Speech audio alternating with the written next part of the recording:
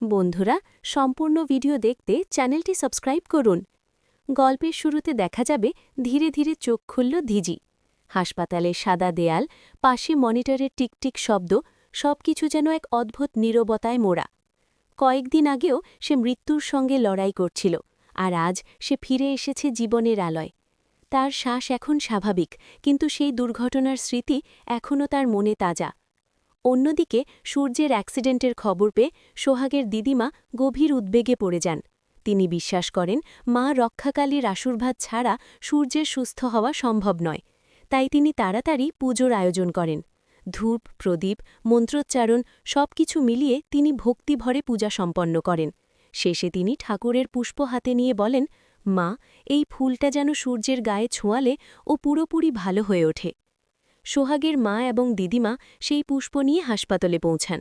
তাদের চোখে তখন একটাই আশা, এই ফুলেই যেন লুকিয়ে আছে সূর্যের আরোগ্য। কিন্তু হাসপাতালের কেবিনের বাইরে দাঁড়িয়েছিলেন মৌরাক্ষী।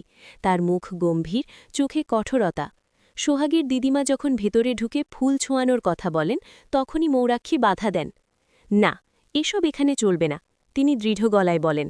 সোহাগ অবাক হয়ে তাকায়, কেন আন্টি, এটা তো শুধু ঠাকুরের ফুল। মৌরাক্ষী একটু বিরক্ত হয়ে বলেন, এই সব কুসংস্কার আমি একদম মানি না, হাসপাতালে এসব করা যাবে না। ঠিক তখনই ডিনা এসে যোগ দেয় কথোপকথনে। সে একটু তাচ্ছিল্যের সুরে বলে, আন্টি ঠিকই বলেছেন, এসব ফুল দিয়ে টুকটাক করলেই রোগী ভালো হয় না, বরং সমস্যা বাড়ে। পরিস্থিতি তখন একটু উত্তপ্ত হয়ে উঠছে। সোহাগ কিছু বলতে যাবে, ঠিক তখনই ডাক্তার এসে উপস্থিত হন। ডাক্তার শান্ত গলায় বলেন, দেখুন, আমি বুঝতে পারছি আপনারা সবাই রোগীর ভালোর জন্যই ভাবছেন, কিন্তু এখানে কিছু নিয়ম আছে। ফুল বা বাইরের কোনো জিনিস পেশেন্টের কাছে নেওয়া যাবে না। সোহাগের দিদিমা একটু কাঁপা গলায় বলেন, বাবা, এটা তো শুধু পুজোর ফুল, এতে ক্ষতি কি? ডাক্তার ধৈর্য ধরে বোঝান, ফুলের মধ্যে অনেক সময় জীবাণু থাকতে পারে। এখন পেশেন্টের অবস্থা একটু ভালো হলেও তার শরীর এখনও দুর্বল। আমরা রক্তপাত বন্ধ করতে পেরেছি, কিন্তু যদি ইনফেকশন হয় তাহলে আবার রক্তপাত শুরু হতে পারে। তখন পরিস্থিতি খুব বিপজ্জনক হয়ে উঠবে। এই কথা শুনে সবাই একটু চুপ হয়ে যায়। সোহাগের চোখে জল জ্বলে আসে। সে বুঝতে পারে তার বিশ্বাস আর বিজ্ঞানের মধ্যে একটা দ্বন্দ্ব তৈরি হয়েছে। ঠিক তখনই ইন্দ্র এগিয়ে এসে ডাক্তারকে জিজ্ঞেস করে, ডাক্তার, সূর্য এখন ভালো আছে তো? ডাক্তার হালকা হাসি দিয়ে বলেন, হ্যাঁ, এখন অনেকটাই স্টেবল, তবে পুরোপুরি সুস্থ হতে কিছুটা সময় লাগবে। আপনাদের সাপোর্ট আর ভালোবাসাই এখন সবচেয়ে দরকার। এই কথাটা শুনে সবার মুখে একটু স্বস্তির ছাপ পড়ে। সোহাগ চুপচাপ দাঁড়িয়ে থাকে, তার হাতে ধরা সেই পুজোর ফুল। সে ধীরে ধীরে ফুলটা বুকের কাছে এনে ফিসফিস করে বলে, মা, তুমি শুধু ওকে ভালো করে দাও, আমি আর কিচ্ছু চাই না। কয়েকদিন পর সূর্য পুরোপুরি সুস্থ হয়ে বাড়ি ফিরে আসে। বাড়ির সবাই তাকে দেখে খুশিতে ভরে ওঠে। সোহাগ দূর থেকে তাকিয়ে থাকে, তার চোখে তখন অজস্র না বলা কথা। সূর্য সোহাগের দিকে তাকিয়ে মৃদু হেসে বলে, তুমি ছিলে বলেই আমি আজ এখানে। সোহাগ কিছু বলতে পারে না, শুধু চোখের জল মুছে ফেলে। সে বুঝতে পারে ভালোবাসা আর বিশ্বাস দুটোই গুরুত্বপূর্ণ, তবে সঠিক সময় সঠিক সিদ্ধান্ত নেওয়াটাই আসল। এই ঘটনার পর সবাই যেন একটু বদলে যায়। মৌরাক্ষীও বুঝতে পারেন শুধুমাত্র যুক্তি নয়, মানুষের আবেগেরও একটা মূল্য আছে।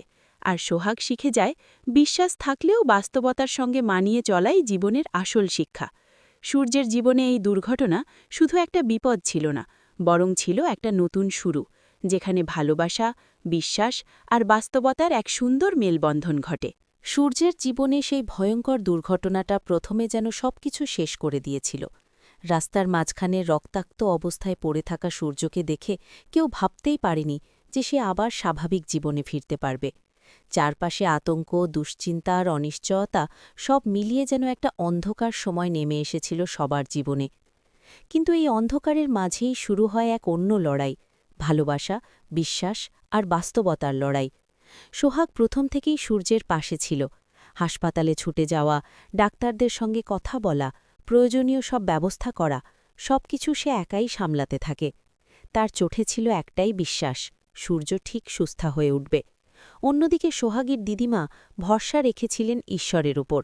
তিনি মা রক্ষাকালীর পূজা দিয়ে সূর্যের সুস্থতা কামনা করেন। তার বিশ্বাস ছিল এই পুজোর পুষ্পই সূর্যকে নতুন জীবন দেবে। সেই ফুল হাতে নিয়ে যখন তিনি হাসপাতালে আসেন, তখন যেন দুই ভিন্ন জগতের মুখোমুখি সংঘর্ষ ঘটে। একদিকে বিশ্বাস অন্যদিকে বাস্তবতা। মৌরাক্ষী ও ডাক্তার স্পষ্ট জানিয়ে দেন হাসপাতালে এসব করা যাবে না, ইনফেকশনের ঝুঁকি আছে, আর এতে সূর্যের জীবন আবার বিপদে পড়তে পারে। কথাগুলো শুনে সোহাগের মন ভেঙে গেলেও সে বুঝতে পারে এই মুহূর্তে আবেগ নয়, দরকার সঠিক সিদ্ধান্ত। এভাবেই ধীরে ধীরে সূর্য সুস্থ হতে শুরু করে। ডাক্তারদের চিকিৎসা, সোহাগের নির্লস চেষ্টা আর দিদিমার অগাধ বিশ্বাস সবকিছু মিলে যেন এক অদৃশ্য শক্তি তৈরি করে, যা সূর্যকে মৃত্যুর মুখ থেকে ফিরিয়ে আনে। কয়েকদিন পর অবশেষে সূর্য হাসপাতাল থেকে বাড়ি ফিরে আসে। সবার মুখে তখন স্বস্তি আর আনন্দ। বাড়ির সেই পরিচিত পরিবেশে ফিরে এসে সূর্য যেন নতুন করে জীবনকে অনুভব করে। সে বুঝতে পারে এই দুর্ঘটনা শুধু তাকে কষ্ট দেয়নি, বরং তাকে অনেক কিছু শিখিয়েছে। সে শিখেছে শুধু ভালোবাসা নয়, বিশ্বাসও গুরুত্বপূর্ণ। আবার এটাও শিখেছে বাস্তবতার সঙ্গে তাল মিলিয়ে চলাই সবচেয়ে বড় জ্ঞান। সোহাগের দিকে তাকিয়ে সে মৃদু হেসে বলে, তুমি না থাকলে হয়তো আমি ফিরতে পারতাম না। সোহাগ কিছু বলে না, কিন্তু তার চোখে সেই উত্তর স্পষ্ট ছিল। সেখানে ছিল ভালোবাসা, ত্যাগ আর এক অটুট বন্ধন। এই ঘটনার পর সবাই একটু করে বদলে যায়। মৌরাক্ষী বুঝতে পারেন শুধু যুক্তি দিয়ে সবকিছু বোঝা যায় না, মানুষের আবেগেরও একটা আলাদা মূল্য আছে। আর সোহাগ বুঝে যায় বিশ্বাস আর বাস্তবতার মধ্যে ভারসাম্য রাখাই জীবনের আসল শিক্ষা। শেষ পর্যন্ত সূর্যের জীবনে এই দুর্ঘটনা শুধু একটা বিপদ হয়ে থাকেনি, বরং এটা হয়ে উঠেছে এক নতুন অধ্যায়, যেখানে ভালোবাসা, বিশ্বাস আর বাস্তবতা একসাথে মিলেমিশে তৈরি করেছে জীবনের এক সুন্দর অধ্যায়। হাসপাতালের করিডোরে অদ্ভুত এক নিস্তব্ধতা নেমে এসেছে। সবার চোখে উদ্বেগ, মুখে আতঙ্কের ছাপ। ডাক্তার বাইরে এসে শান্ত গলায় বললেন, এই মুহূর্তে অবস্থা স্থিতিশীল, তবে সাবধানে থাকতে হবে। ডাক্তার হ্যাঁ বলতেই ইন্দ্র যেন কিছুটা স্বস্তি পায়। সে মৌরাক্ষীকে নিয়ে ধীরে ধীরে বাড়ির দিকে রওনা দেয়, কিন্তু তার মনে এক অদ্ভুত টান, কিছু একটা তাকে বারবার হাসপাতালে ফিরে যেতে বলছে। এদিকে হাসপাতালে বসে সোহাগের চোখে জল থামছে না। সূর্যের অবস্থা দেখে তার বুকটা মোচড় দিয়ে উঠছে। সে মিতার দিকে তাকিয়ে কাঁপা গলায় বলে, মিতা, যদি ঠাকুরের পুষ্পটা সূর্যের মাথায় ছোঁয়ানো যায় তাহলে ও নিশ্চয়ই ভালো হয়ে যাবে। মিতা একটু ভেবে বলল, কিন্তু ডাক্তার তো কাউকে ভেতরে ঢুকতে দিচ্ছে না। তবে একটা উপায় আছে। কি উপায়? সোহাগ ব্যাকুল হয়ে জিজ্ঞেস করল। মিতা একটু হাসল। নার্সের ছদ্মবেশে ঢুকে পড়ি। প্রথমে সোহাগ একটু দ্বিধায় পড়ে যায়, কিন্তু সূর্যের কথা মনে পড়তেই সে রাজি হয়ে যায়। দুজনে দ্রুত ব্যবস্থা করে নার্সের পোশাক পরে নেয়। বুক ধরফর করতে করতে তারা আইসিইউ এর ভেতরে ঢুকে পড়ে। সূর্য তখন নিস্তেজ হয়ে শুয়ে আছে। তার মুখে অক্সিজেন মাস্ক, চারপাশে মেশিনের শব্দ। সোহাগের চোখে জল এসে যায়। সে কাঁপা হাতে ঠাকুরের পুষ্পটা বের করে সূর্যের মাথায় আলতো করে ছোঁয়ায়। মনে মনে প্রার্থনা করে, ঠাকুর, ওকে বাঁচিয়ে দাও, আমি আর কিচ্ছু চাই না। ঠিক তখনই হঠাৎ সূর্যের শরীর কেঁপে ওঠে। মেশিনের শব্দ অস্বাভাবিক হয়ে যায়। নার্সরা দৌড়ে আসে। ডাক্তার দ্রুত পরিস্থিতি সামলাতে চেষ্টা করেন। ডাক্তার চিৎকার করে বলেন, রক্ত দরকার, খুব তাড়াতাড়ি রক্তের ব্যবস্থা করতে হবে। সবাই দৌড়োদৌড়ি শুরু করে দেয়, কিন্তু সূর্যের রক্তের গ্রুপ পাওয়া যাচ্ছে না। সময় যেন ফুরিয়ে আসছে। ঠিক তখনই সোহাগ এগিয়ে এসে বলে, ডাক্তার, আমার রক্ত নিন। ডাক্তার অবাক হয়ে তাকান, তুমি জানো তোমার রক্তের গ্রুপ কি? সোহাগ মাথা নাড়ে, না, কিন্তু আপনি পরীক্ষা করে দেখুন। ডাক্তার দেরি না করে রক্ত পরীক্ষা করান। কয়েক মুহূর্তের উত্তেজনার পর রিপোর্ট আসে, সোহাগের রক্তের গ্রুপ সূর্যের সাথে মিলে গেছে। সবাই অবাক হয়ে যায়। ডাক্তার বলেন, একদম পারফেক্ট ম্যাচ, দ্রুত ট্রান্সফিউশন শুরু করো। সোহাগকে নিয়ে যাওয়া হয়। সে বিন্দুমাত্র দ্বিধা না করে নিজের রক্ত দিতে শুরু করে। তার চোখে তখন একটাই আশা, সূর্য বেঁচে উঠুক। ধীরে ধীরে সূর্যের শরীরে রক্ত প্রবাহিত হতে থাকে। কিছুক্ষণ পর তার অবস্থার উন্নতি হতে শুরু করে। মেশিনের শব্দ আবার স্বাভাবিক হয়ে যায়। ডাক্তার বাইরে এসে বলেন, পেশেন্ট এখন অনেকটাই সেফ।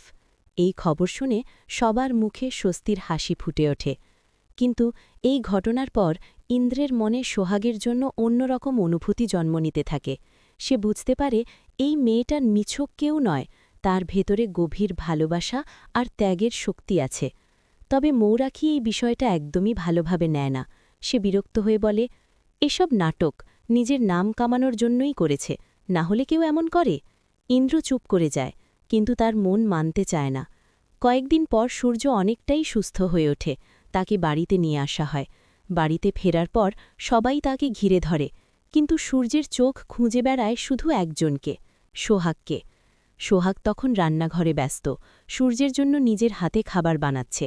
তার মুখে ক্লান্তি থাকলেও মনে এক অদ্ভুত শান্তি। ঠিক তখনই মিনুর ফোন বেজে ওঠে। সোহাগ ফোনটা রিসিভ করে। হ্যালো।